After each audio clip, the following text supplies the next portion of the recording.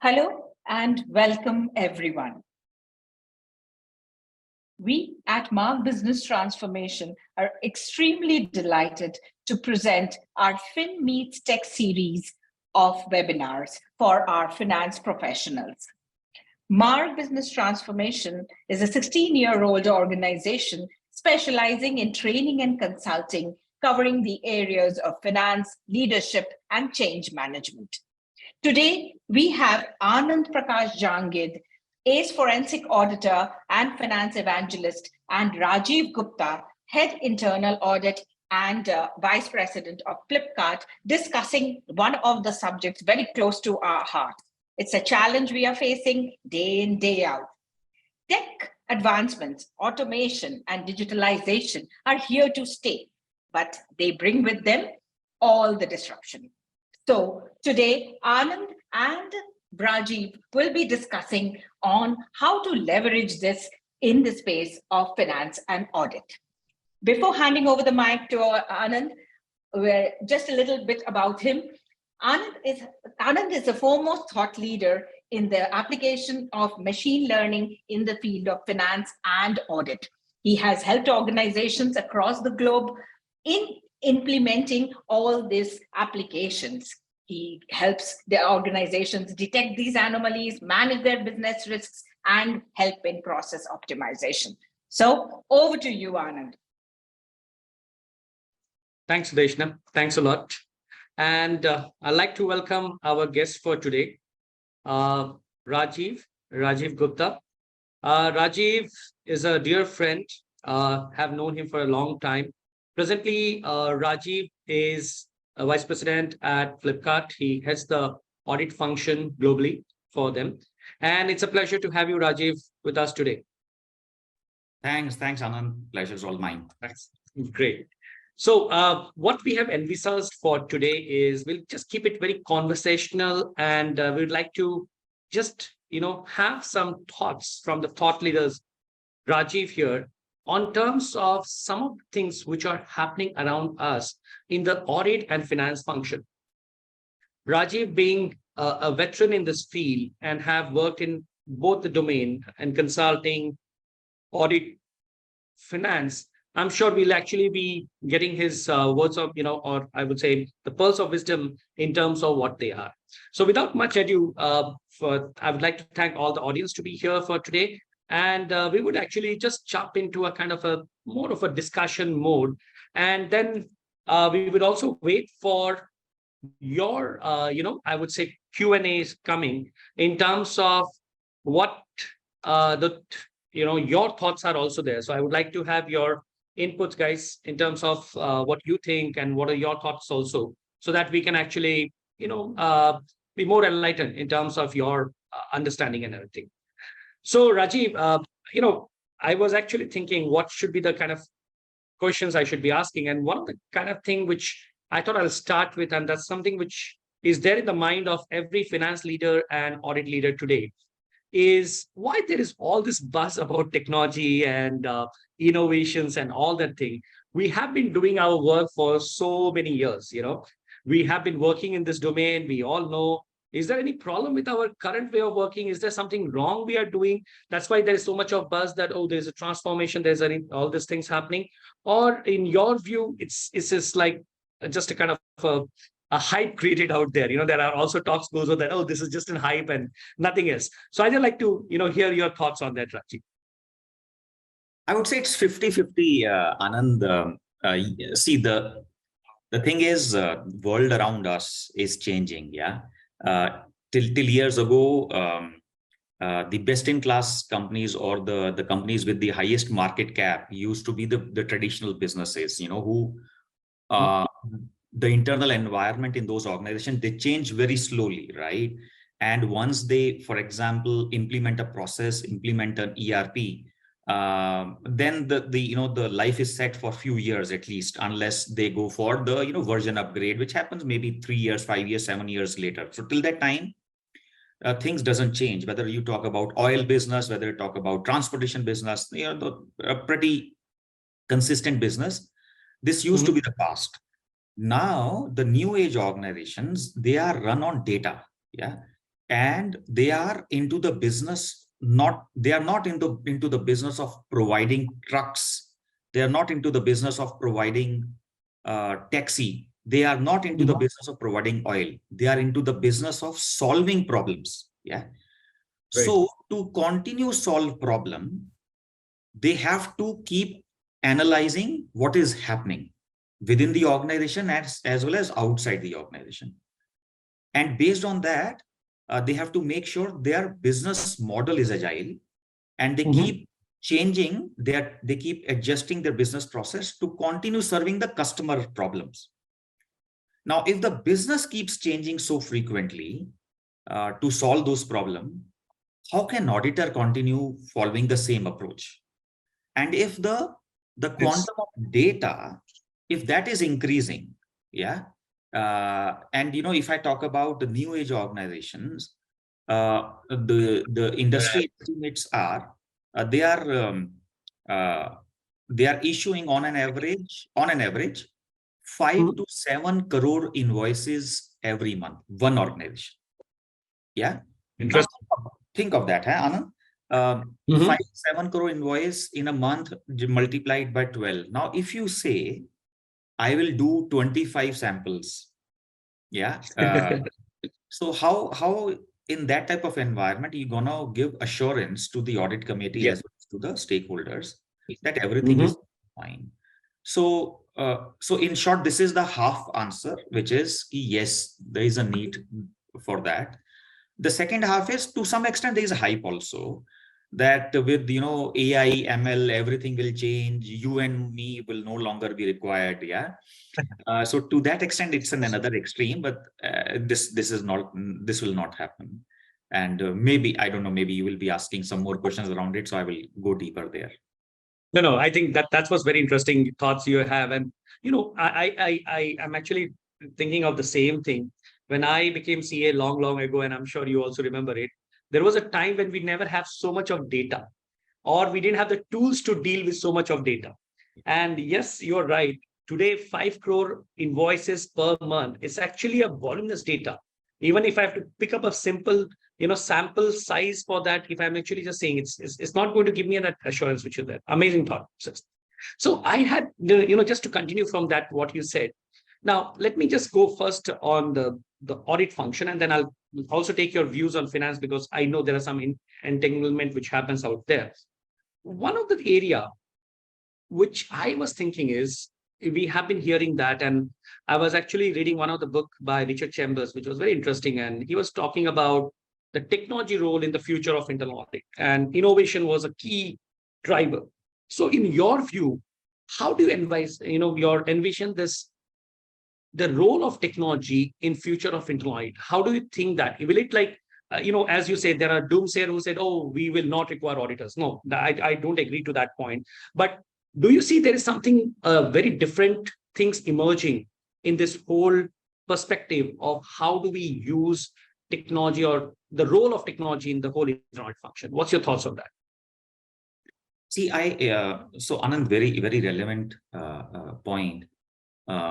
And for that, I keep saying that there is a difference between are you focused only on delivery, or you are focused on discovery as well? Yeah, it's a very popular corporate strategy concept, and it came because of what happened to Kodak. It came because what happened to Hindustan Motors. Yeah, it came because what happened to some other traditional businesses, because they focused too much on execution, delivery. Yeah. Right. And continued hiring those people who could do more of the same thing faster. Yeah. Got it. And if you just correlate, many times we as auditors, we also do the same thing. No, we say, if my existing team, if they can do, say, 100 samples, they can test 100 samples in a day, can I hire someone who can do 120 in a day? Yeah. So we are that way we are focused only on delivery. Yeah. Anand, can you hear me? I can hear you. There was some disturbance in between, I think, but now it's all clear. Okay. So by following that approach, we continue to be delivery focused.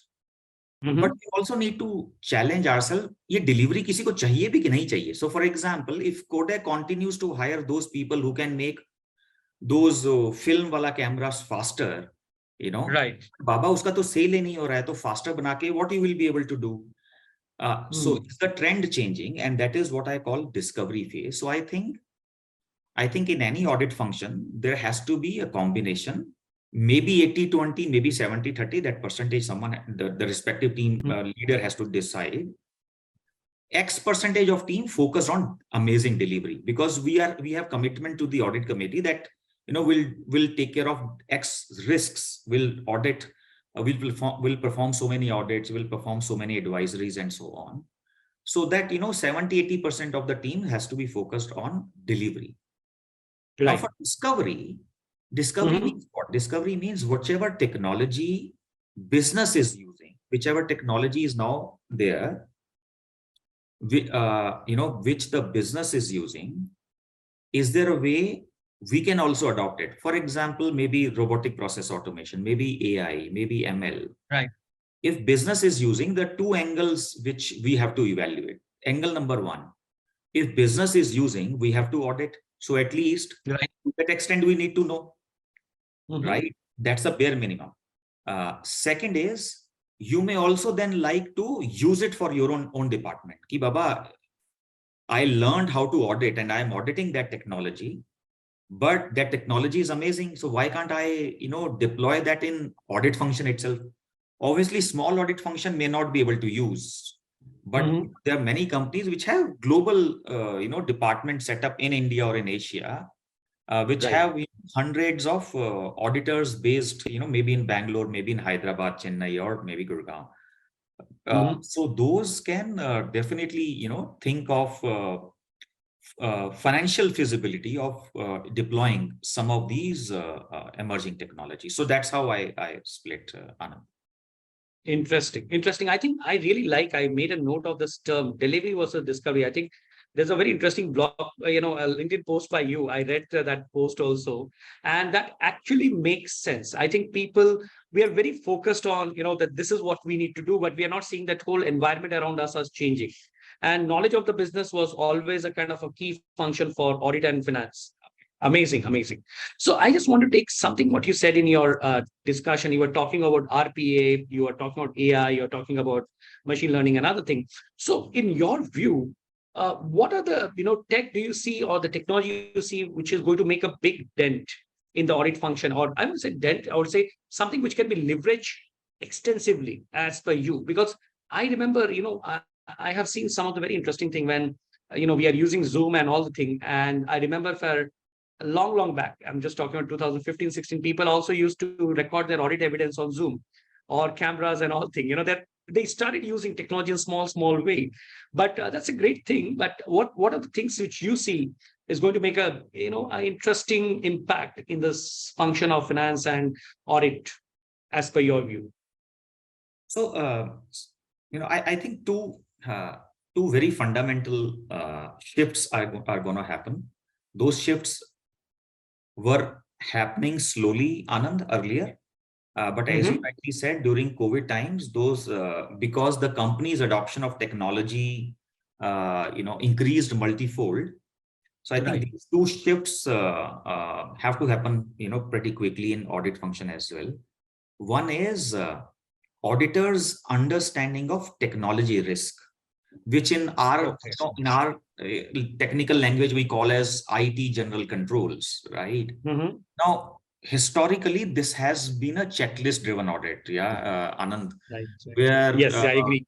We hire some junior consultant from third parties, and they do something.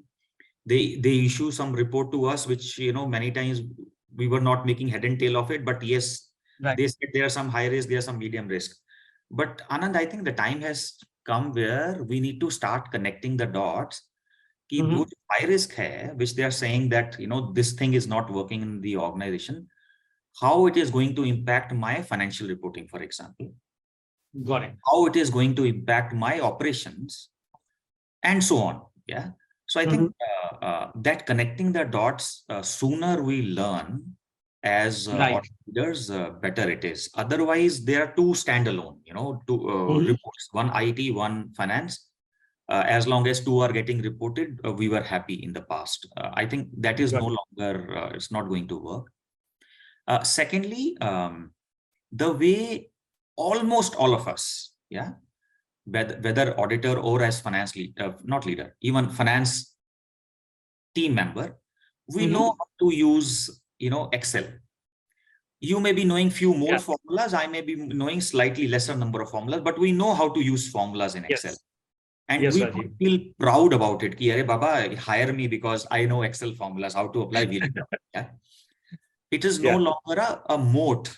No longer what we call USP. Similarly, I think very soon,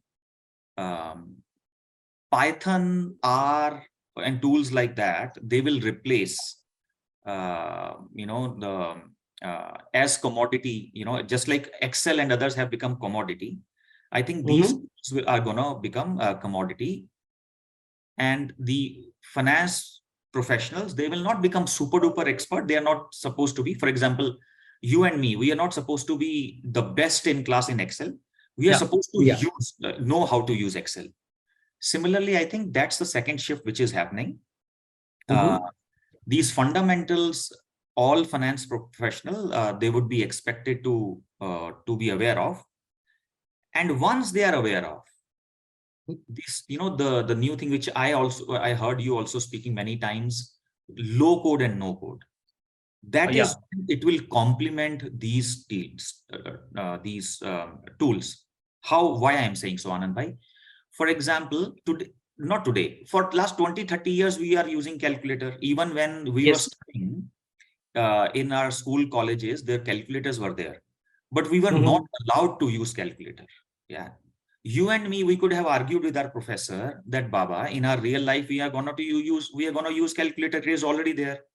Why you're not allowing us to do? Because they wanted us to at least know the mathematics behind the calculator. So that you know how it works, and then if for full life you use calculator. My feeling is these low code, no code tools, they will become calculator for us. But finance professionals need to understand how these calculators work, how these low code, no code works. Otherwise, if someone asks you why you used this tool, what this tool is doing in the back end, because the concept of XAI is becoming very popular. The codes were black box earlier. People were hesitant to accept the output being given because they said, we don't know, what logic it has applied. So that's why people started moving towards explainable AI.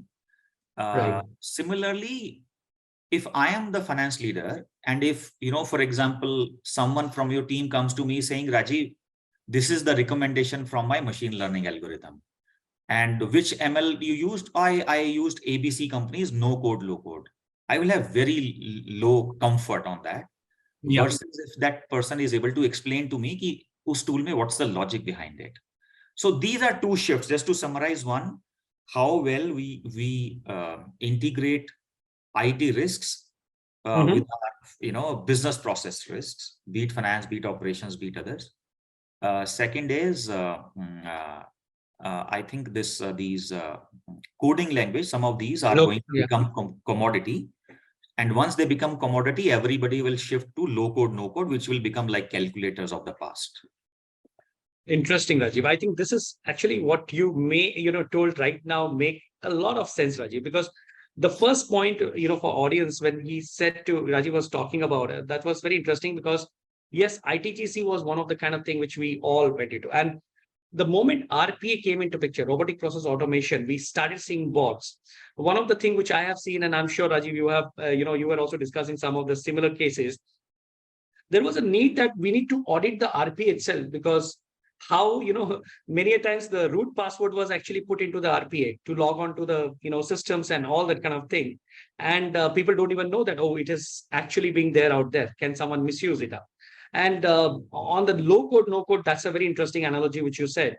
And something I always, my mentors used to tell me, and that is something which is true. If you remember, Rajiv, there was a time to make a website, we used to code in HTML. And I'm talking 15, 20 years back. People used to code in HTML. And today you have, Wix and all the thing, which is just you go there and your website is ready in maybe, maximum 20, 30 minutes. So it makes your life easier. So I agree. I completely agree with your 2 points. There's something which is there. Now, having said that, I just want to also bring up one very important point, which I see a lot of people, getting confused into is automation and AI. What is your view on that? Like people try to bring them all together, but is it like there's one school of thought which says no, automation is different, AI is different. Some people say no, these are all together, a kind of group of technology working on that. What's your view on that?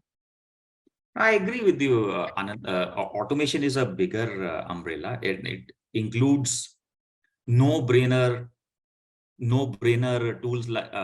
tools and technologies like RPA. Because RPA is also of two types. One is no-brainer, another is with brain, which is AI-based. Yeah. So automation is a bigger umbrella, and it includes this, or RPA. Because in RPA, what we are essentially saying, we run through what are the steps that needs to be performed. We show to that tool once that these are some of the these are 10 steps which I perform, and please note that these steps can be performed among different systems also. Ho sakta hai first 2 steps you are performing say in Excel, next 3 steps you are performing in SAP, and then you are going out to MS Word, and then you are going out to maybe PowerPoint. Whatever you're doing on your screen, that tool notices and it keeps recording in its memory.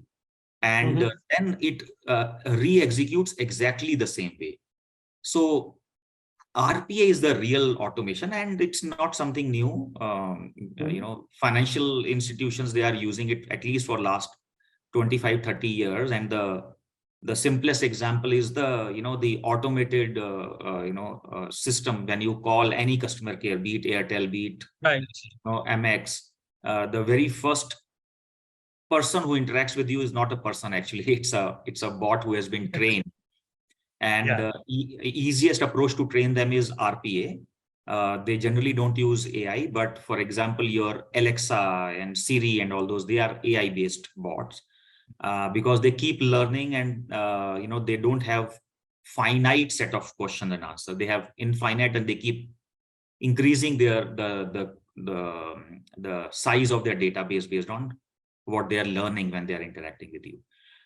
So AI that way is a subset, I would say, Anand, of the entire automation scheme.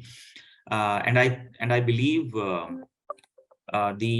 the extent to which AI can be used versus automation can be used in audit, I think automation can be used all the more in audit. Yes. AI's contribution would be on slightly lesser side as far as pure play audit is concerned. Wow. If you are into first line of defense or second line of defense, then you can make much more use of machine learning algorithm, especially those say predictive analytics are concerned, or prescriptive are concerned. In case of audit, the use will be less, but yes, you can make use of AI ML in audit as well. Very great. I think that's great point, Rajiv, because you're right. Automation we see everywhere, but we need to differentiate between them, that this is pure play automation and this is on AI and machine learning. And yes, in AI also, we see mostly people using only the machine learning part, because that's something which adds a lot of value in terms of it. And thanks a lot for you to telling us about that explainable AI, because a lot of people have been actually, doing it up. I was talking to one CAE recently, and there was like, we just run a 6-month data, and it gave us some 70% accuracy. So it was not so accurate. So the question that came out is like, okay, why it is not so accurate? And then it's very tough to explain it up unless you go on explainable AI. And explainable AI will take some time before it becomes mainstream in time to come. But it's a great thing. So moving on to my next question, Rajiv, I was just thinking, we have, as you mentioned, everyone has access to this, stream of information that, okay, these are the things which we can do. But what do you think, because I know you have implemented a lot of them in your organization. What are the common hurdles which organizations facing when they are actually using or leveraging technology in different areas, and especially, I would say, audit and finance? What is your thought process on that? What are the key things which goes a long way? The biggest challenge, Anand, comes in the form of surprise element, because people got used to auditors coming with sample testing, and saying out of 25, we found problem in 4, we found problem in 6. So mentally, many times when any audit function starts this journey, the very first challenge is the mentally whether the management is ready to hear all these things from you. So that's the biggest hurdle, and definitely you will be challenged. So if you to them, Anand, to coming to your example itself, you said you ran 6 months analysis, and I'm sure the quantum of red flags you would have found in those would be much higher than those which you would have otherwise found with 25 samples. Yes. Yeah. So firstly, initially it becomes very difficult for management to digest that. We have so many problems, and are we really working? We are not working. Are we effective or are we not effective? So that introspection itself takes few months. Yeah. I think yes, that's a common feeling. And then you are also challenged that your data is incorrect, because if the problem was so big, somebody would have told us earlier, but nobody told us the problem is so big, so your data is wrong. So a couple of maybe few weeks, it will take for self introspection as well as for validating your data. Once that these two things are done, then it becomes easier for the auditors to have seat on the table to discuss all these things. Yeah, got it. That is one. Anand, second is talent itself is a big problem. Yeah, I challenge you, if you speak with 100 auditors, everybody will say yes, continuous assurance is important. Yes, data analysis is important. Yeah, but you ask all those 100, how many of them, have done any advanced course on data analysis, maybe data science, maybe in IT, and if they have done, to what extent they have actually used some of those things in their audit to take the game to the next level. So that's one very practical challenge. At least I have faced in last 3 to 5 years. So these are two biggest hurdles to be crossed. Got your point, Rajiv. I think this is interesting. These two hurdles, what you mentioned, is I would also say this is somewhere what we call it as a kind of, we are in our happy space right now. Many times we see, okay, Chalra, no, it's okay. Let's go. It's going well. Why should we bother so much about that? Okay, great. I have one question, one very personal question I wanted to ask you. I have other questions which are there personally.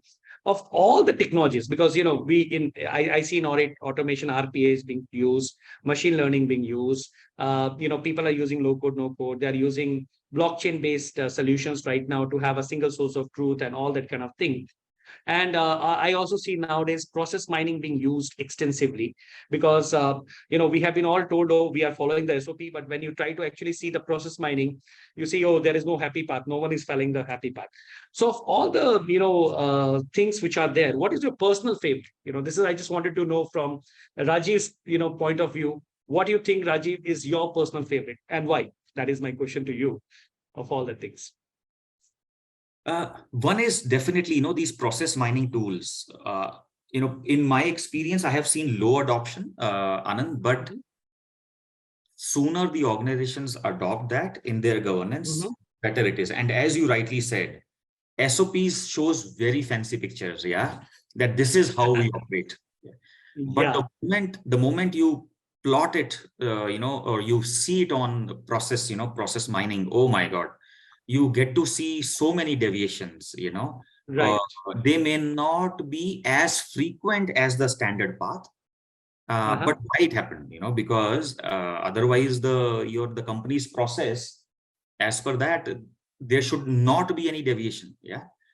So that gives amazing, visual understanding of how your company is actually operating as far as that particular process is concerned. So I personally I'm a big fan of that.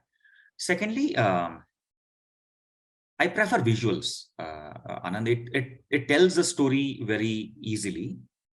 So I ask my team to whatever data they are analyzing, come up with the problems we want to identify through that data, and whatever raw visual they want to create, because we trained everyone in Power BI. We got it as part of the Office suite bundle. So basic training everybody has, so they may not be able to create very fancy one. For that we have a separate team, but they all know how to put all those into a frame, ranging from 6 to 8, what we call 3D view. Is data ko aise we see that way. So how we bring all those different frames onto one screen, and then we connect them, in Power BI and Tableau, we can very easily connect, so that if you click on one, all other, frames, they all get updated accordingly. It's a very standard feature in any visual tool. Personally, I like, starting the, journey with the visual and then going back, what all we can do. Yeah. No, I think that's very interesting, Rajiv, because we all have been told this: picture is worth 1,000 words. You can actually visualize things in a much different perspective if you do that, and that exactly is the thing. And a lot of time, what happens is also people try to see that this is a data analytics and data visualization is two different animal, and we also call this up from a perspective of data wrangling. So there are tools for data wrangling, and there are tools for data analytics, and there are tools for data visualization, and we need to use them as we do. It's like you are your commander of an army. You should know which tools or what items you need to use at what point of time, and that becomes very important. Interesting, Rajiv. Thanks. Okay, I have a last question, which I was actually keeping it for my last. And then we'll take some Q&A from audience. So please, audience, you can actually share your Q&A. I have got one or two already, but one of the question which, Rajiv, I'm actually seeing it, and it's a very specific on the area of some of the conferences I've attended recently. They said, as future audit leaders, CAE, we should move from audit universe to risk universe and use a lot of technology in the risk universe. Now, the kind of examples which I'm also trying to digest this whole information, that because we have been trained, okay, this is my audit universe, I need to cover it up. And they are saying that the risk which is coming up, and especially technology enabled risk, is more interesting, and it's actually going to impact the organization very fast. So very similar to something which you talk about on delivery versus discovery. So what is your view on this whole debate which is going in the audit world, that we should move from audit universe to risk universe and focus on that? Just wanted to know your view on that. No, so it's a very structured way of connecting different functions, Anand. A very structured way, because sometimes otherwise what happens if we only focus on audit universe, we become internal focused, which means we say we know what is our audit universe, we know which are the processes which the company has, and there has been, for example, no change, or there was only one change. We are incorporating that in our audit universe, and let's do risk assessment, and based on that we will prepare the audit plan. But when we say risk universe, we say, okay, which is that department in our organization which is looking at the overall risks of the organization? Because audit team may not have the complete list of any risk beyond internal processes, because there may be environmental risk, there may be geopolitical risk, there may be some other, depending on which industry they belong to, there are different risks. Which department has that? So many more often than not, either the risk management function or the enterprise risk management functions, though there are different names for these functions. they are generally given that responsibility to understand what are the internal as well as external risk which can impact the organization, and they do the risk assessment of that. What is the probability of something going wrong, maybe on geopolitical side, maybe on the statutory side and other side, and what can be the potential quantum. So when we become risk focused, it actually encourages us also to collaborate with other functions, so that we don't only focus on internal processes like P2P, sales, master data management, and so on. So those are absolutely pure internal processes. But there are external factors also which are impacting the organization. New statutes will come, require us to look at, is our organization ready to comply with those. Are there any competitor related risks, how we are taking care of that, and so on. So there are different then there is a acronym also for that, what we call PESTO analysis, something like that, where we look at political risk, economic risk, external risk. So there is an acronym for that. So there are 5-6 areas which we look at. We means the ERM teams in the companies look at. So that's one example of how you make sure that to look at risk universe, you're not only internal focused, external focused. Great. In fact, I also saw one very interesting thing. I was just chatting with one CA from an agribusiness last week, and they are using same thing what you mentioned, actually the same point for the risk assessment. The internal team has come out, and which is being leveraged by the audit function also. They have come out with something on a Neo4j chart.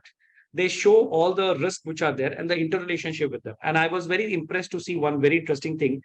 They're tracking the velocity of risk. Like, for example, imagine a kind of ITGC risk which is there. If it becomes, it impacts you, the velocity at which it will impact the organization is going to be very fast. Vis-a-vis an ESG risk, maybe there is a risk which is there from that, but the impact with the velocity will take some time before it comes and impact the organization. So interesting. What you mentioned was really very interesting, Rajiv. Yeah, great. So Rajiv, we have few audience questions which are there, and okay, they are from Praveen, some anonymous attendee, and others, and we'll take the questions for you, and then we'll wrap it up. Okay, so we have one very interesting question which is coming from everyone, and the word which is there is, how do we upskill ourselves on this fundamental shift in auditing and finance? And also for non-CA guys, if the person is not from finance, on finance operation guy, what should be their order of career path in terms of upgrading themselves, upskilling, or I would say moving on to this area? That's the kind of 3 questions which we have right now. What's your view on this, Rajiv? I'll also put my view later, but what's your view? Sure. So the 2 things I shared. One is the IT upskilling as far as your technology risk understanding is concerned, and second is upskilling so that you know what else you can do with data. Got it. Because please believe me, the world of data analysis is much beyond VLOOKUPs and pivots and macros, which you have learned or which you can learn from 1000-pager master guide of Excel. The possibility of what all you can do with data is much beyond. Yeah, you will appreciate that only when you jump onto any of these. You jump onto beyond Excel.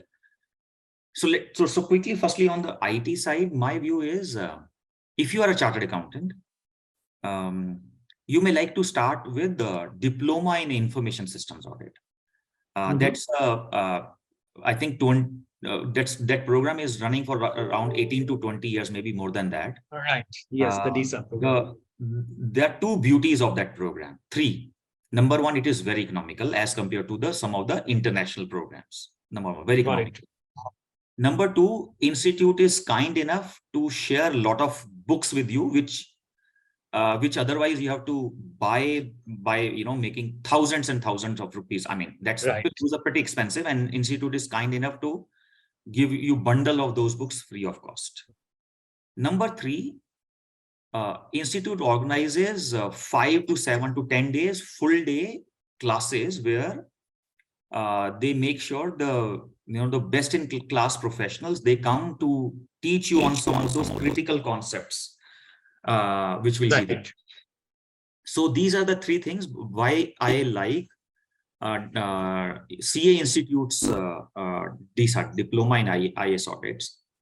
But if you're not a chartered accountant, there is a similar program provided by ISACA, ISACA, and for auditors, I think CISA, Certified in Information Systems Audit, that would be a good program to start with.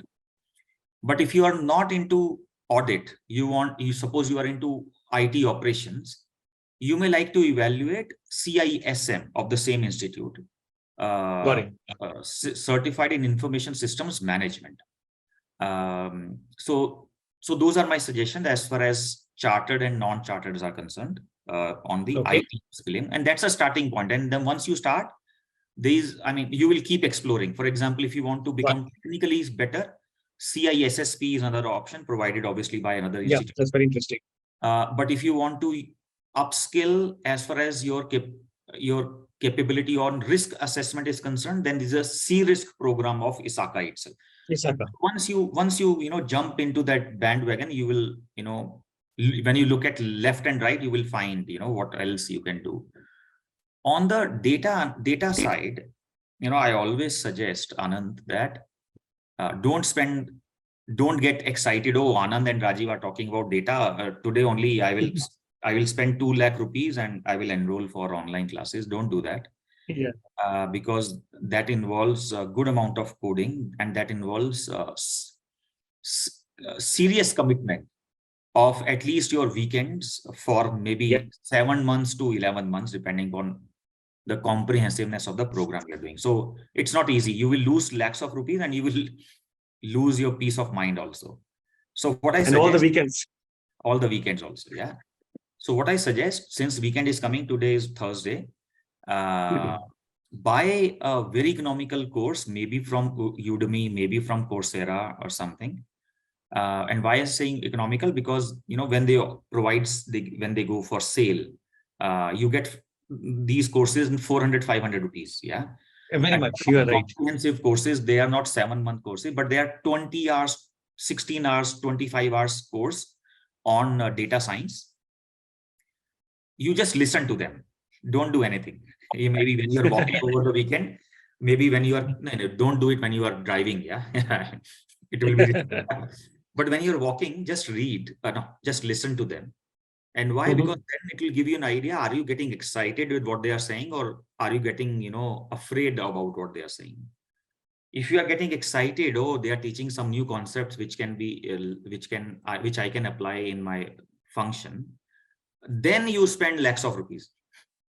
Got it. Amazing. But this is the right way, right? If, Baba, in the night you're getting horrible dreams, then please don't go ahead. Yeah. Then whatever you're doing, I think amazing point, Rajiv. I think this happens. I have heard a lot of people, they come to me and they get bored very fast because there are people, like, we call it a very interesting thing which you mentioned. There is something called narratives and numbers. If you want to be a good finance and audit professional, I would say your narrative is very important. I hear a lot of time, people who come and says, oh, I can do this, I can do that, but they don't have the narratives on doing it.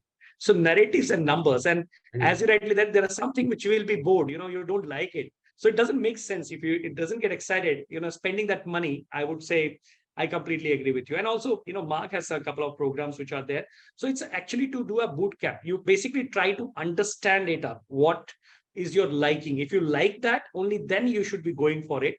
Otherwise, I completely agree, because a lot of time people get excited and they just go and just, boom, that's done. And later they will regret it. It's something like what we call New Year, everyone goes for a gym membership. I also did it. Every New Year resolution would be there. I'm going to pay my whole year Zim membership, and then I'm traveling all the time. So it's like my membership is just there for the sake of having it up because you are excited about that. True. Great, great, great. So thank you, Rajiv. Thanks a lot for your time on a weekday. I know weekend is coming. I really enjoyed the discussion because this kind of questions which we were actually thinking is something in everyone's mind. And who's better than you to tell us, because you have been a data scientist, you have worked on different areas and the domains and all things. And we are really thankful for taking this time out and really appreciate this discussion. Thanks a lot, Rajiv. Thanks a lot for this. Thank you so much, Anand. Thanks for having me. See Thank you. Thanks. Thank you, audience. It was a great discussion, audience. Good questions. Really appreciate your participation in this. And if you have more information, you can reach out to Mark for those details. They would be able to share with you. These are the contacts of Mark. You can reach out to them and they will be able to offer you more information. Thank you, everyone. Have a great weekend. Enjoy. Thank you. Thank you, Rajiv.